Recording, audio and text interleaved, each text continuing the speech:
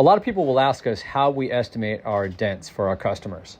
We use pretty much the same PDR estimating software and matrix that all professional paintless dent repair techs use. And it's on a software program called Mobile Tech RX. And then simply we just ascertain how many dents, the size, the depth, all the factors. Is it aluminum? Is there a body line? So forth and so on. And then total up the price and give it to our customers, which typically is usually less than a body shop and often way better option to preserve the value and the budget of the customer as well as time. On this vehicle, this Model Y, there is a 9-inch crease, which punched out to about $775. There was a 4-inch dent, which was $425, and a 2-inch dent, which was $225.